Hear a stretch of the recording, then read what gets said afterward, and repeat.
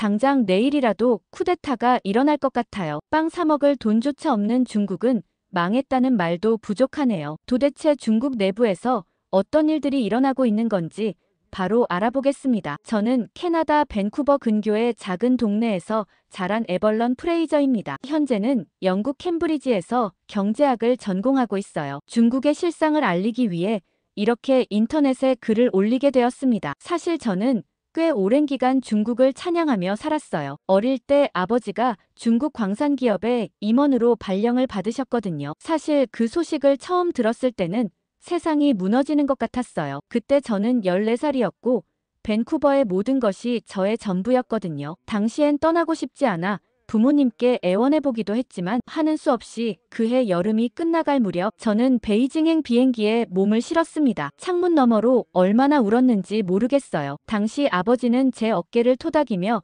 베이징에서도 좋은 친구들을 만날 수 있을 거라고 위로하셨지만 그때의 저는 그 말을 믿을 수 없었습니다. 하지만 중국에 도착하고 나서 저는 별천지에 온 것 같았습니다. 당시 저희 동네는 오래되고 낮은 건물들밖에 없었는데 중국은 높은 빌딩도 여기저기 있었고 모든 것이 신기했거든요. 처음엔 모든 것이 낯설고 두려웠지만 시간이 지날수록 새로운 환경에 적응해갔어요. 거기선 국제학교를 다녔지만 대부분의 수업이 중국어로 진행되었고 중국의 교육과정을 따랐죠. 처음엔 보조 선생님께서 영어로 번역해 주셨지만 하도 중국어에 노출된 시간이 많다 보니 중국어도 금세 익숙해졌습니다. 선생님들은 매 수업마다 중국의 위대함을 강조하셨어요. 5천년의 문화와 역사, 세계 최대의 경제 규모, 눈부신 과학기술의 발전까지. 당시 어렸던 저는 선생님들의 말씀이니 고지곳대로 믿었어요. 그 말이 당연하다고 생각했죠. 특히 중국의 역사는 어마어마하더라고요. 실크로드를 통해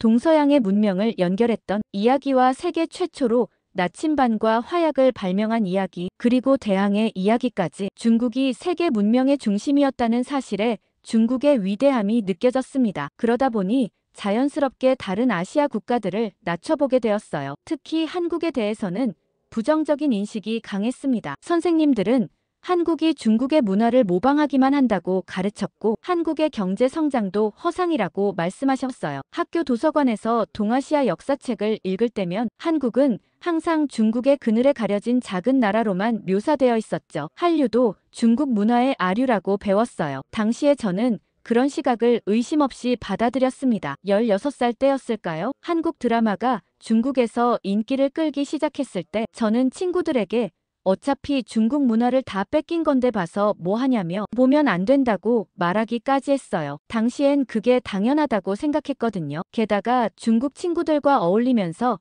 이런 생각은 더욱 강해졌어요. 우리는 자주 모여 중국의 발전상에 대해 이야기했고 다른 아시아 국가들은 중국의 발전을 따라올 수 없을 거라며 우쭐했죠. 특히 한국의 삼성이나 현대가 화웨이나 바이두 자동차보다 뒤떨어졌다고 확신했어요. 어렸을 때부터 경제에 관심이 많던 저는 경제시간 학술 발표회에서 저는 중국의 기술 혁신을 주제로 발표를 했습니다. 발표 중에 한국의 기술력과 비교하며 한국이 절대 따라올 수 없는 이유에 대해 구구절절 넣어두었는데 그때 교실 뒤에 계시던 미국인 선생님께서 저를 따로 불러 얘기하셨습니다. 자료 조사를 제가 직접 했는지부터 사실 확인을 어떻게 했냐고 물어보셨죠. 저는 제가 너무 잘해서 선생님께서 칭찬해 주신다고 생각했는데 그때 선생님 표정은 어두웠던 것 같아요. 지금 돌이켜보면 그때의 저는 완벽한 세뇌 교육의 결과물이었던 것 같아요. 국제학교라는 이름이 무색하게 저는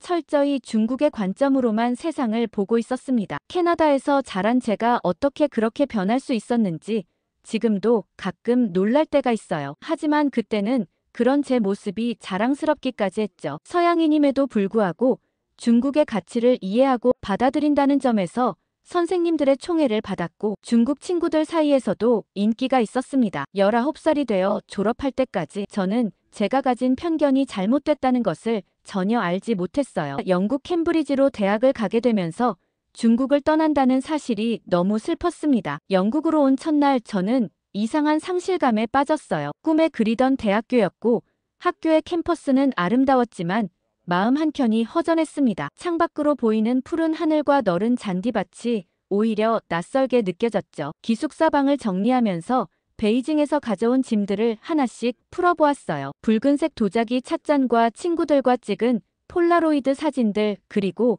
마지막 날 받은 편지들까지. 그때 메이 샤오후이에게서 메시지가 왔습니다. 고등학교 친구 중 한 명인데 베이징의 늦가을 하늘이 유난히 맑다며 찍은 사진 한 장을 보내왔더군요. 그 순간 베이징에서의 기억이 물밀듯이 밀려왔어요. 후통의 좁은 골목길에서 사 먹던 양꼬치의 맵싸한 맛, 자금성 뒤편 공원에서 친구들과 나누던 이야기들, 그리고 왕푸진 거리의 화려한 네온 사인까지, 그 모든 것들이 제 일부가 되어 있었다는 걸 캐나다에 와서야 깨달았습니다. 메이는 제가 가장 친했던 친구였어요. 우리는 매일 밤 위챗으로 이야기를 나눴죠. 그녀는 베이징의 일상을 세세하게 전해주었어요. 새로 생긴 카페 사진과 지하철에서 만난 재미있는 일화, 최근 인기 있는 중국 드라마 이야기까지. 그녀의 메시지 하나하나가 저를 베이징으로 데려다주는 것만 같았습니다. 특히 중국의 명절이 될 때면 더욱 그리움이 커졌어요. 춘절 때 메이는 가족들과 만두를 빚는 영상을 보내왔죠. 저는 그 영상을 보며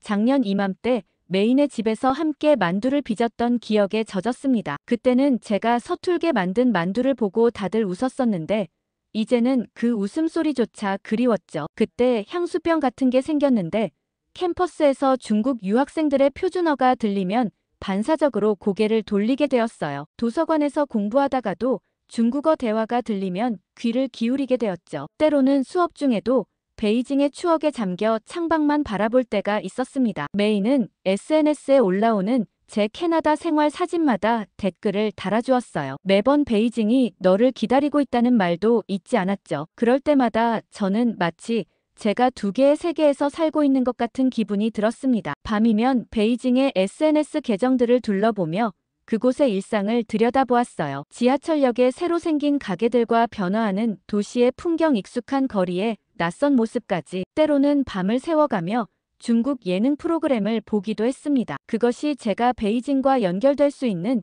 유일한 방법이었으니까요. 대학교를 졸업하고 나면 다시 중국에 돌아가야겠다고 생각했어요. 메이가 올려놓은 베이징 금융가의 야경을 보면서 제 미래를 그려봤죠. 수백 개의 마천루가 밤하늘을 수놓은 모습은 마치 SF 영화의 한 장면 같았어요. 그 아래 달리는 테슬라들과 최신 전기버스들, 그리고 얼굴 인식만으로 결제가 가능한 상점들까지. 메이는 이런 모습들을 자랑스럽게 공유했고 저는 그런 그녀의 게시물마다 좋아요를 누르며 부러움을 감출 수 없었죠. 그렇게 대학 생활을 보내고 저는 대학원 진학을 결심했고 메이는 중국 최대 핀테크 기업의 인공지능 개발팀에서 일하게 되었습니다. 그 모습을 보며 저도 모르게 제 선택이 옳은 것인지 다시 한번 고민하게 되었어요. 대학원에 가지 말고 중국으로 바로 취직할 걸 그랬나 싶었죠. 그러다 저는 메이에게 장희원의 소식을 물어봤어요. 당시 메이와 장희원 그리고 저는 단짝처럼 친하게 지냈거든요. 그러자 메이는 장희원 소식은 잘 모른다며 한번 연락해보고 알려주겠다고 했죠. 그땐 몰랐어요. 왜 장희원에게 연락이 오지 않았는지 말이죠. 대학원이 시작되고 바빠지면서 자연스레 잊혀졌고 저는 얼른 대학원을 마무리하고 중국 기업에 취직해야겠다는 목표를 삼았습니다. 당시 캠브리지 경제학과 대학원의 첫 학기가 시작되고 제일 기대했던 수업은 아시아 경제 성장론이었어요. 그런데 첫 수업부터 교수님은 충격적인 과제를 내주셨죠. 아시아의 신흥 경제국 중 한 나라를 선택해 현지 조사를 포함한 심층 연구를 하라는 것이었습니다. 강의실은 순식간에 술렁이기 시작했어요. 대부분의 학생들이 현지 조사까지 해야 한다는 사실에 당황했죠. 그러면서 교수님은 의외의 제안을 하셨습니다. 최근 급부상하는 한국의 경제 성장 모델을 연구해보는 것은 어떻겠냐고 말씀하셨어요. 사실 교수님의 제안은 설득력이 있었습니다. 한국의 IT 산업 성장과 AI 산업 혁신은 분명 매력적인 연구 주제였어요. 그 말을 듣자마자 동기들 중 대부분은 바로 한국을 선택했습니다. 하지만 저는 고민이 길어졌어요. 메이가 보내준 베이징의 찬란한 야경 사진들이 자꾸 떠올랐죠. 중국의 경제 성장을 직접 경험한 사람으로서 과제를 핑계로 중국에 가보고 싶다는 욕심도 들었거든요. 그래도 다른 나라를 검토해 보려고 도서관에서 밤을 새워가며 자료를 찾아보았어요. 인도의 실리콘밸리라 불리는 방갈로르나 베트남의 경제 특구 푸꾸옥까지 흥미로운 주제들이 많았지만 어떤 것도 중국만큼 제 호기심을 자극하지는 못했습니다. 결국 저는 중국을 선택했어요. 교수님께 연구 계획서를 제출할 때 저는 제가 중국에서 보낸 5년의 경험을 강조했습니다. 현지 언어와 문화에 대한 이해가 깊이 있는 연구로 이어질 수 있다고 설명했죠. 교수님은 제 계획서를 읽으시고 의미심장한 미소를 지으셨어요. 직접 경험한 것과 객관적 연구는 다를 수 있다는 말씀을 해주셨죠. 그때는 그 말씀의 의미를 완전히 이해하지 못했습니다. 연구 주제가 정해진 후 도서관에서 자료를 찾던 중 우연히 베트남 경제를 연구하기로 한 클래스메이트의 발표 준비를 보게 되었어요. 그의 분석은 신선했고 날카로웠습니다. 순간 제가 너무 감정적인 선택을 한 건 아닌가 하는 의구심이 들었죠. 그러던 중 우연히 고등학교 친구인 장희원의 메시지를 받았어요. SNS에서 제가 중국에 온다는 소식을 보고 연락했다고 했습니다. 장희원은 베이징 국제학교 시절 제가 가장 친하게 지냈던 친구였어요. 반장을 했던 모범생이자 최상위권 학생이었죠. 이원희의 아버지는 베이징시 정부의 고위 공무원이셨고 어머니는 유명 국영기업의 임원이었어요. 당시 이원희만큼 부유한 친구도 없었죠. 국제학교 다닐 때도 이원희는 늘 최신 명품을 메고 다녔거든요. 저는 이원희에게 이번 연구기간 동안 이원희의 집에서 지낼 수 있을지 물어봤어요. 이원희의 집이라면 남는 방들도 많을 거라고 생각했죠. 그러자 이원희는 잠시 고민하더니 알겠다고 말했습니다. 낮엔 자기가 일하러 나가기 때문에 집이 조용할 거라고 했죠. 저는 오랜 친구의 도움으로 현장 연구도 하고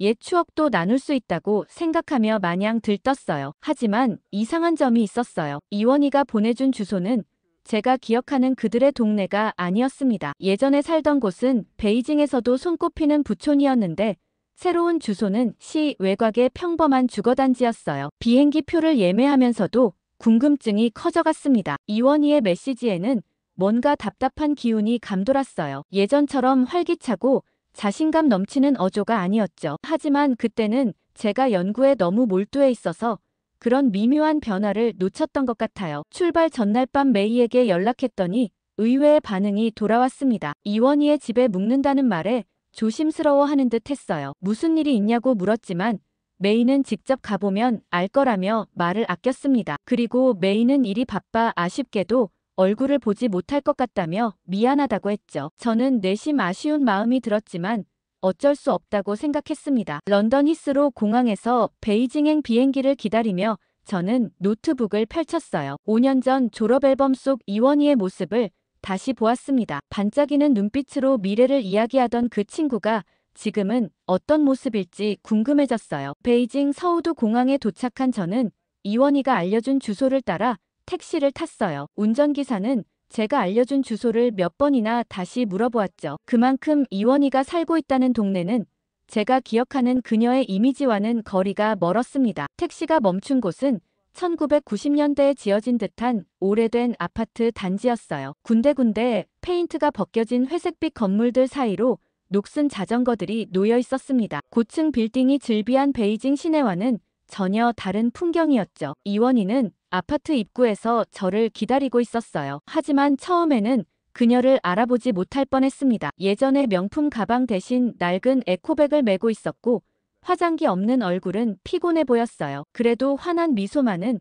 5년 전 그대로였습니다. 현관문을 열자 30평 남짓한 아파트가 나타났어요. 좁은 거실에는 오래된 소파 하나가 덩그러니 놓여 있었고 부엌 한쪽 벽에는 노란 얼룩이 가득했습니다. 예전 그들의 집에 있던 럭셔리한 가구들과 예술품들은 온데간데 없었죠. 벽에 걸린 사진들만이 당시의 이원이 집안을 추억하고 있는 것 같았습니다. 가장 큰 사진에는 호화로운 저택 앞에서 환하게 웃고 있는 네 식구의 모습이 있었어요. 이원희의 아버지는 당당한 정부 고위 관료의 모습 그대로였죠. 그 옆에는 크리스마스 파티 사진이 있었어요. 최고급 레스토랑으로 보이는 곳에서 샴페인을 들고 축배를 드는 모습이었습니다. 이원희는 명품 원피스를 입고 있었고 어머니는 다이아몬드 목걸이를 하고 계셨죠. 하지만 그게 다였어요. 그 사진 속은 마치 꿈같이 느껴졌습니다. 저도 모르게 사진들을 하나하나 자세히 들여다보고 있었죠. 이원희는 제 뒤에 서서 조용히 지켜보다가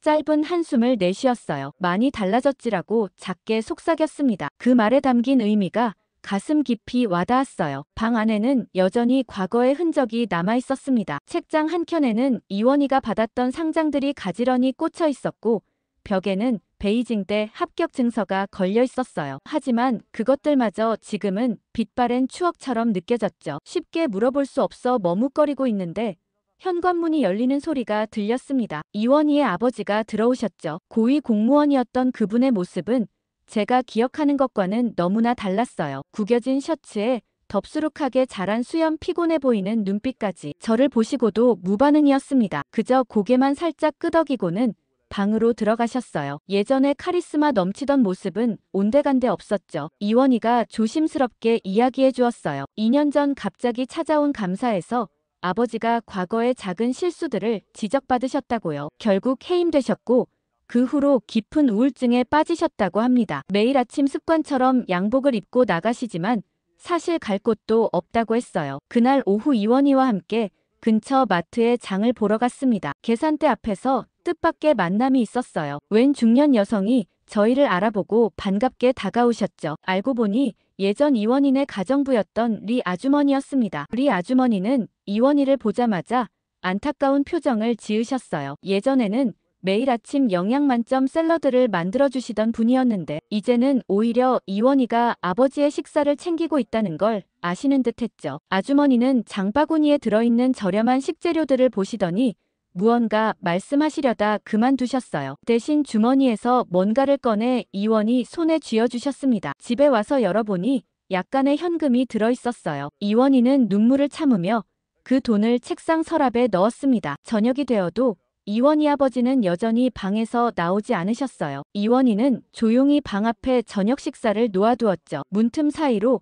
컴퓨터 모니터 불빛만 새어나왔습니다. 나중에 알고 보니 아버지는 매일 밤 자신이 근무했던 부서의 웹사이트를 들어가신다고 해요. 그날 밤 이원희는 처음으로 속마음을 털어놓았어요. 아버지가 해임된 후 재산도 모두 조사받았다고 합니다. 그동안 모아둔 돈은 벌금으로 나갔고 호화로운 저택도 팔아야 했죠. 저는 아버지가 대체 무슨 잘못을 하셨길래 벌금이 그렇게 많이 나왔냐고 물어봤고 이원희는 경기 침체로 지방정부 수입이 70%나 감소했고 기업들도 줄도산하는 바람에 정부 세수가 엄청나게 감소했다고 했어요. 그래서 정부의 무리한 벌금 부과가 증가했고 아버지도 그중 하나의 케이스라고 했죠. 아버지의 실수는 경미한 정도였는데 온 재산이 몰수당했다고 했습니다. 하지만 무엇보다 견디기 힘든 건 아버지의 달라진 모습이라고 했어요. 예전에는 매일 아침 신문을 읽으며 정부 정책을 열정적으로 설명하시던 분이었는데 이제는 말수도 줄고 사람 만나기도 꺼리신다고 합니다. 특히 옛 동료들의 연락을 철저히 피하신다고 해요. 마치 세상과 단절된 듯한 생활을 하고 계시죠. 이원희는 눈물을 흘리며 말했어요. 자신의 꿈이었던 대학원 유학도 포기했다고요. 저는 도대체 언제부터 이 일이 시작된 거냐고 물었죠. 그러자 이원희는 2022년 초부터였다고 했어요. 저와 연락이 끊겼던 시점이었죠. 처음에는 공무원들의 월급이 며칠씩 밀리기 시작했죠. 별일 아니라고 생각했던 일이 점점 심각해졌어요. 이원희의 아버지는 고위직이었지만 상황은 마찬가지였습니다. 한 달 밀린 월급이 2달이 되고 3달이 되었죠. 지방정부의 재정이 바닥나고 있다는 소문이 돌기 시작했어요. 코로나 봉쇄로 인한 세수 감소가 결정적이었다고 합니다. 특히 충격적이었던 건 부동산 시장의 붕괴였어요. 이원희네가 살던 고급 아파트의 가격이 반토막이 났다고 합니다. 집값이 폭락하면서 지방정부의 주요 수입원이었던 토지 판매 수입도 끊겼죠. 이원희는 그때부터 아버지의 표정이 어두워지기 시작했다고 해요. 작년 여름 정부 기관의 대대적인 구조조정이 시작되었습니다. 처음에는 하위직 공무원들만 해고될 거라고 생각했대요. 하지만 곧 중간 관리자들도 대상이 되었고 급기야 고위직들도 예외가 아니었죠. 이원희 아버지의 부서에서만 수십 명이 해고되었다고 합니다. 이원희는 책상 서랍에서 오래된 신문을 꺼내 보여주었어요. 작년 9월자 신문에는 지방정부 재정난에 대한 기사가 실려 있었습니다. 베이징시의 부채가 천문학적 숫자라고 했죠. 더 이상 공무원들의 월급을 제때 지급하기 어렵다는 내용이었어요. 상황이 이렇게 되자 아버지의 동료들은 하나둘 사직서를 제출하기 시작했다고 해요. 민간 기업으로 옮기거나 해외로 나가는 경우가 많았죠. 하지만 이원희 아버지는 끝까지 자리를 지켰답니다. 중국 정부의 건실함을 믿었다고 했어요. 그리고 30년 넘게 해온 일을 쉽게 포기할 수 없었대요. 결정적인 순간은 지난 겨울이었습니다. 정부가 긴축 정책을 시행하면서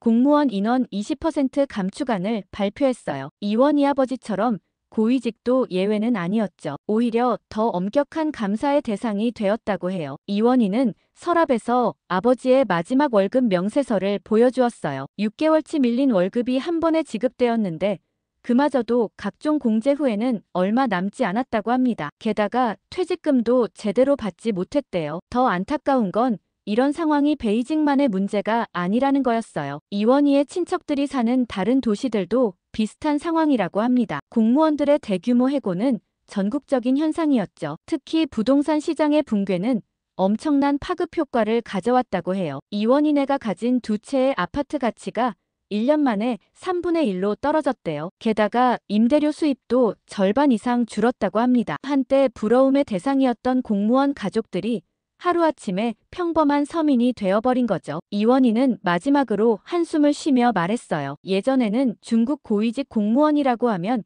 평생 떵떵거리고 살 수 있을 정도였는데 이젠 오히려 더 위험한 직업인 것 같다고 했죠. 그렇게 이원희와 대화를 마무리하고 이원희의 작은 방에서 이불을 덮고 누웠는데 잠이 잘 안 왔어요. 제가 과거에 알던 중국과 지금 중국의 모습이 너무나 다르게 느껴졌기 때문이죠. 어쩌면 제가 알던 중국도 모두 가짜였을까 하는 생각이 들 정도였습니다. 그날 밤 늦게까지 뒤척이다 아침에 늦잠을 잤는지 부스럭거리는 소리에 잠에 깼어요. 이원희는 외출 준비를 하더라고요. 그런데 저는 이원희가 빨간색 배달 유니폼을 꺼내는 것을 보고 깜짝 놀랐습니다. 베이징대를 수석으로 졸업한 이원희가 갑자기 왜 유니폼을 꺼냈는지 이해가 안 갔죠. 이원희는 쓴웃음을 지으며 지금은 이렇게 됐다고 했어요. 작년까지만 해도 알리바바의 AI 개발팀에서 일한다고 했고 거기는 중국인들의 꿈의 직장이었죠. 하지만 갑작스러운 구조조정으로 입사 1년 만에 해고되었다고 했어요. 같은 팀 동료 80명 중 60명이 한꺼번에 잘렸다고 합니다. 더 충격적인 건 이것이 알리바바만의 문제가 아니었다는 거라고 하더라고요. 바이두는 전체 직원의 30%를 감원했고 텐센트도 비슷한 상황이었다고 합니다. IT 업계 전반이 흔들리고 있었죠. 신규 채용은 물론이고 기존 직원들도 대규모로 해고되는 상황이었어요. 그러면서 이원희는 휴대폰의 배달 앱을 보여주었습니다. 놀랍게도 배달기사 채팅방에는 수많은 고학력자들이 있었어요. 공대 박사 출신이 치킨을 배달하고 석사 학위 소지자가 마라탕을 나르는 게 이제는 흔한 풍경이 되었다고 해요. 채팅방에는 서로의 학위를 인증하는 게시물들이 가득했어요. 칭화대 박사 출신이 올린 학위 증명서와 베이징대 석사의 성적 증명서까지 마치 슬픈 현실을 자조하는 듯한 분위기였습니다. 이원희의 배달 가방에는 작은 메모가 붙어 있었어요. 베이징대 졸업생이 정성껏 배달합니다라는 문구였죠. 처음에는 충격이었지만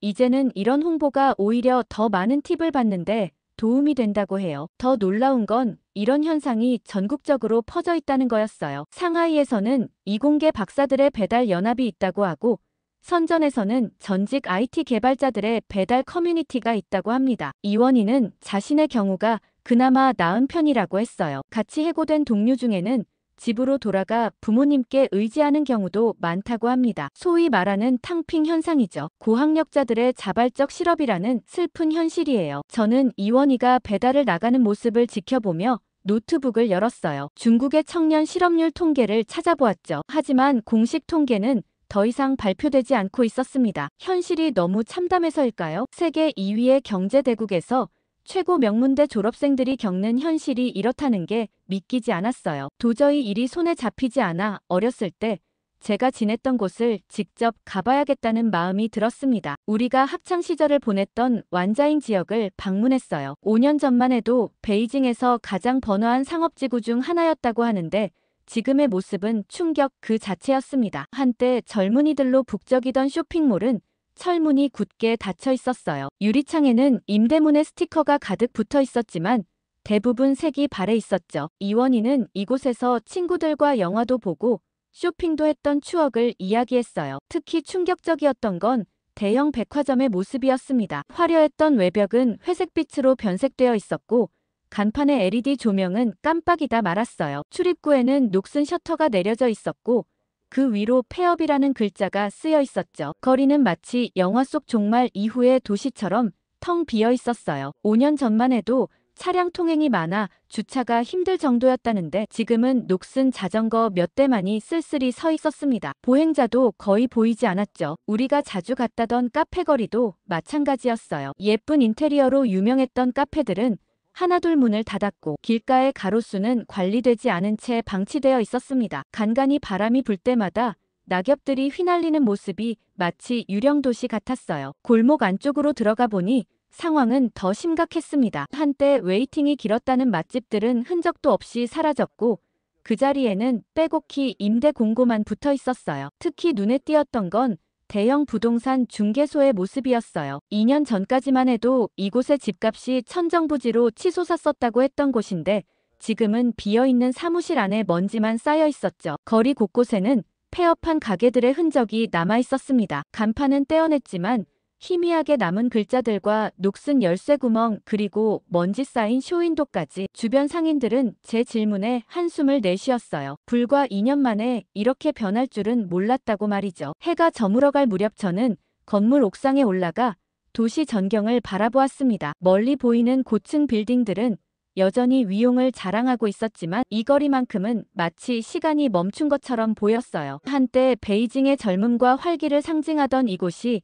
이제는 쇠락의 상징이 되어버린 것 같아 안타까웠습니다. 실상을 알고 봤더니 이런 현상이 베이징만의 문제가 아니라고 했어요. 상하이, 선전, 광저우 등 대도시 곳곳에서 비슷한 일들이 벌어지고 있다고 합니다. 한때 중국의 경제 성장을 상징하던 번화가들이 하나둘 유령 도시로 변해가고 있는 거죠. 그때 SNS 알림이 울렸고 저는 메이 샤오후이의 SNS를 열어보았어요. 화려한 베이징의 야경을 배경으로 찍은 그녀의 최신 사진이 눈에 들어왔습니다. 하지만 이상한 점을 발견했죠. 사진 속 건물은 제가 오늘 본 텅 빈 쇼핑몰이었어요. 의심이 들기 시작했습니다. 메이의 게시물을 하나씩 자세히 살펴보기 시작했어요. 그동안 제가 부러워했던 호화로운 식당 사진들, 명품 쇼핑 인증샷, 최신 오피스 전경까지 모든 것이 완벽하게 연출된 거짓이었더군요. 특히 충격적이었던 건 그녀가 올린 AI 개발팀 사무실 사진이었습니다. 이원희를 통해 그 회사가 이미 6개월 전에 폐업했다는 것을 알게 되었어요. 메이는 여전히 그곳에서 일하는 척 게시물을 올리고 있었던 거죠. 갑자기 어린 시절 기억이 떠올랐어요. 국제학교 선생님들이 들려주던 중국의 위대함에 대한 이야기들. 당시에는 그저 자부심으로 받아들였던 말들이 이제는 완벽한 세뇌 교육으로 느껴졌습니다. 베이징에서 보낸 청소년기 내내 저는 철저히 통제된 정보 속에서 살았던 거예요. 선생님들은 중국의 성공 사례만 골라서 가르쳤고 실패나 문제점은 철저히 가려졌죠. 마치 메이의 SNS처럼 완벽하게 편집된 현실이었던 거예요. 휴대폰을 내려놓고 창밖을 바라보았습니다. 어둠 속에서 빛나는 도시의 불빛들이 마치 가면처럼 느껴졌어요. 겉으로는 화려해 보이지만 그 이면에는 이원희와 같은 수많은 청년들의 좌절된 꿈이 숨겨져 있었던 거죠. 충동적으로 메이에게 메시지를 보냈어요. 그녀의 근황이 궁금했거든요. 잠시 후 답장이 왔는데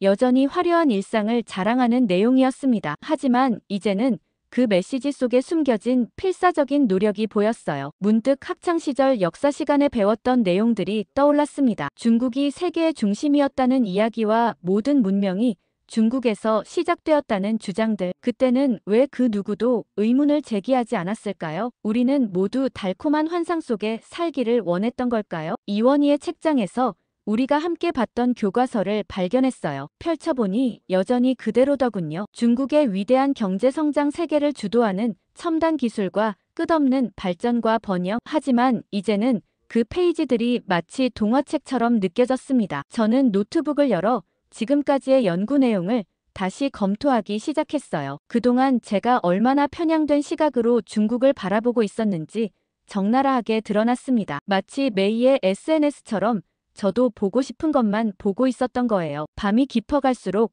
깨달음은 더욱 선명해졌습니다. 제가 그토록 동경했던 중국의 모습은 어쩌면 완벽하게 연출된 환상이라는 생각이 들었습니다. 마치 메이의 SNS처럼 현실은 철저히 가려진 채 화려한 이미지만이 남겨진 거죠. 씁쓸한 마음을 안고 집에 돌아왔더니 이원희가 이미 와 있었습니다. 제가 있어서 배달을 빨리 마무리하고 왔다고 했죠. 얼른 앉으라며 제게 라면을 끓여주었어요. 그날 저녁 이원희와 늦은 라면을 먹으며 이야기를 나누다가 뜻밖의 고백을 들었어요. 이원희가 한국 취업을 목표로 몰래 한국어 공부를 하고 있었다는 거였죠. 처음에는 한국 드라마로 시작했는데 이제는 본격적으로 한국어 교재까지 구해서 공부하고 있다고 했습니다. 그 이유를 물어보니 AI 분야에서 한국이 가장 앞서 있다는 걸 알게 되었다고 해요. 특히 삼성전자의 AI 반도체 기술은 세계 최고 수준이라면서 자신이 꼭 그곳에서 일해보고 싶다고 했습니다. 중국의 IT 기업들이 무너지는 걸 보며 한국만이 자신의 유일한 희망이라고 생각했다고 해요. 이원희는 휴대폰을 꺼내 자신이 정리해둔 한국 관련 자료들을 보여주었어요. 1960년대만 해도 한국은 아프리카의 최빈국보다 못한 나라였는데 이제는 세계 12위 경제대국이 되었다고 하더군요. 특히 반도체 조선 자동차 산업에서 세계 최고 수준을 자랑한다는 점에 깊은 인상을 받았다고 합니다. 제가 놀라웠던 건 한국의 IT 강국으로서의 위상이었어요. 세계에서 가장 빠른 인터넷망을 보유하고 있고 AI 기술 개발에도 막대한 투자를 하고 있다고 했습니다. 게다가 높은 교육열 덕분에 우수한 인재들이 계속해서 배출되고 있다는 점도 강조했어요. 저는 그제서야 교수님께서 한국을 추천하신 이유에 대해 이해가 가기 시작했습니다. 이원희는 매일 밤 한국 드라마를 보며 한국어를 독학하고 있었죠. 드라마 속 대사를 하나하나 받아 적고 발음을 연습한다고 하던데 그 모습이 안쓰럽기도 했지만 한편으로는 대단해 보였어요. 알리바바에서 해고된 후 자신의 새로운 꿈을 찾은 것 같다고 했습니다. 이원희는 한국에서 일하게 된다면 꼭 AI 기술 발전에 기여하고 싶다고 했죠. 그리고 언젠가는 그 기술을 가지고 중국의 발전에도 도움이 되고 싶다고 말했습니다. 그 순간 이원희의 눈빛에서 진정한 희망을 볼 수 있었어요. 한국이 이제는 아시아 청년들의 꿈이 되어가고 있다는 걸 느꼈습니다. 특히 AI와 같은 첨단 기술 분야에서 한국은 이미 세계적인 강국이 되어 있었고 이원희 같은 젊은이들에게 새로운 희망이 되어주고 있었던 거죠. 이원희에게 한국은 단순한 외국이 아닌 자신의 꿈을 이룰 수 있는 유일한 기회의 땅이었어요. 그러면서 이원희는 자신이 팔로우하는 한국 취업에 성공한 중국인들의 SNS 계정들을 보여주었어요. 삼성전자 인공지능 연구소에서 일하는 옛 동기의 일상이나 현대자동차 연구원이 된 베이징대 선배의 이야기까지 그들의 게시물에는 한국에서의 안정된 생활과 전문가로서 인정받는 모습이 담겨 있었습니다. 이원희의 노트북 바탕화면에는 한국 기업들의 채용 공고가 가득했어요. 특히 AI 관련 채용 정보는 따로 폴더까지 만들어 정리해 두었더군요. 삼성전자, SK하이닉스, 네이버, 카카오까지 한국의 주요 IT 기업들의 채용 일정과 자격 요건을 꼼꼼히 메모해 두었습니다. 채용 공고를 하나하나 살펴보던 중에 이원희가 한숨을 내쉬었어요. 요즘 중국 정부가 해외 취업을 위한 비자 발급을 크게 제한하고 있다고 했습니다. 인재 유출을 막기 위해서라고 하는데 특히 IT 분야 전문가들의 비자 발급이 더욱 까다로워졌다고 해요. 실제로 이원희의 친구 중 한 명은 한국 기업의 최종 합격 통보를 받고도 비자를 받지 못해 취업이 무산되었다고 합니다. 또 다른 친구는 비자 심사가 6개월 넘게 지연되는 바람에 입사 기회를 놓쳤다고 하더군요. 하지만 이런 어려움에도 불구하고 한국행을 준비하는 중국 청년들은 계속 늘어나고 있었어요. 이원희가 가입한 한국 취업 준비 온라인 커뮤니티는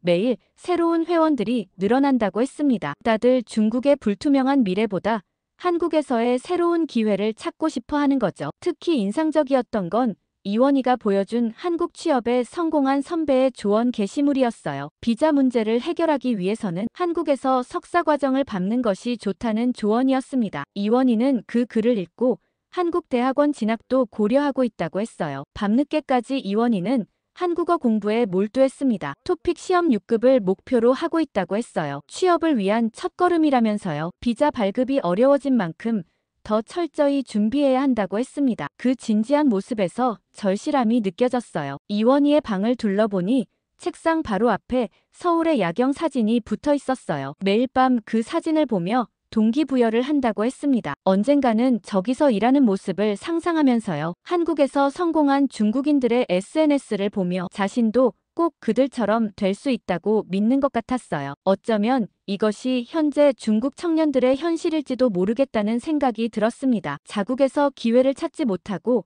해외로 눈을 돌리는 젊은이들, 특히 한국은 그들에게 가장 현실적인 대안이 되어가고 있었어요. 지리적으로 가깝고 문화적으로도 친숙하니까요. 이원희의 미래를 응원하고 싶었죠. 다음 날은 배달을 쉰다고 하기에 예전처럼 같이 시간을 보낼까 했는데 이원희는 새벽 4시에 나가야 한다고 했어요. 한국 대사관 비자 신청 번호표를 받기 위해서라고 했습니다. 저는 이원희가 미리 도시락과 담요까지 챙기는 모습을 보고 의아했어요. 알고 보니 비자 신청자들이 너무 많아서 한참을 줄을 서야 한다고 하더군요. 이원희의 휴대폰에는 비자 신청 대기자들의 단체 채팅방이 있었습니다. 매일 새벽마다 줄 서는 사람들의 수를 공유하고 실시간 웨이팅을 알려주는 채팅방이었습니다. 저는 이 현상이 너무 신기해 이원희를 따라 대사관으로 가보기로 했고 다음날 대사관 앞에 도착했을 때는 이미 100명이 넘는 사람들이 줄을 서 있었어요. 대부분 이원희처럼 젊은 청년들이었습니다. 누군가는 노트북으로 한국어를 공부하고 있었고 또 다른 이는 한국 기업 면접 준비를 하고 있었죠. 이원희는 매일 이렇게 새벽부터 나와 비자 신청을 시도했다고 해요. 벌써 10번째 도전이라고 했죠. 하지만 매번 번호표가 부족해서 돌아와야 했답니다. 그래도 포기하지 않고 계속 도전하는 모습이 안쓰럽고도 대단해 보였어요. 그날도 역시 이원희는 허탕을 치고 돌아왔습니다. 하지만 이번에는 표정이 더욱 어두웠어요. 대사관 직원이 당분간 중국인 대상 취업비자 발급이 전면 중단될 것이라고 공지했다는 겁니다. 중국 정부의 요청이라고 했죠. 집으로 돌아오는 지하철에서 이원희는 눈물을 참지 못했어요. 그동안 준비해온 모든 것이 물거품이 된 것 같다고 했습니다. 베이징에서의 마지막 날 밤 저는 노트북을 열어 교수님께 긴 이메일을 썼어요. 제가 애초에 계획했던 중국 경제 연구를 한국으로 변경하고 싶다는 내용이었습니다. 이원희의 이야기를 통해 본 진짜 중국의 모습 그리고 그 속에서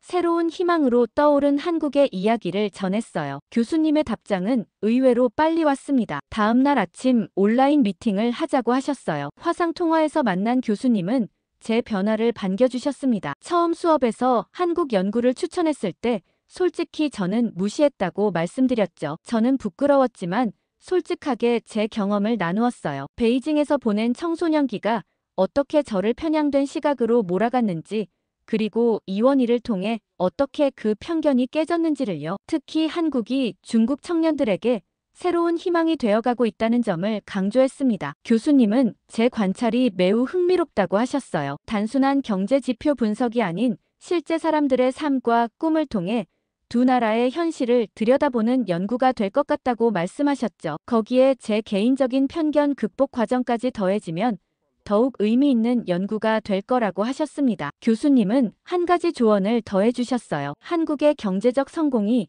왜 중국 청년들에게 희망이 되는지 더 깊이 연구해보라고 하셨죠. 단순한 동경이 아닌 실질적인 대안으로서의 가능성을 탐구해보라는 의미였습니다. 저는 다음 주 한국으로 떠나 새로운 연구를 시작할 계획입니다. 이원희가 그렇게 동경하던 한국이 어떤 모습일지 기대가 됩니다. 사연 어떻게 들으셨나요? 중국 내부에서는 경제 불황으로 명문대생까지 배달 아르바이트를 하고 있다는 게 정말 심각하게 느껴집니다. 당장 트럼프가 취임하면 얼마나 더 비참해질지 상상도 가지 않는데요. 오늘 사연에 대한 여러분의 의견 댓글로 많이 남겨주시고 좋아요와 구독 꾹 눌러주세요. 감동 필름이었습니다.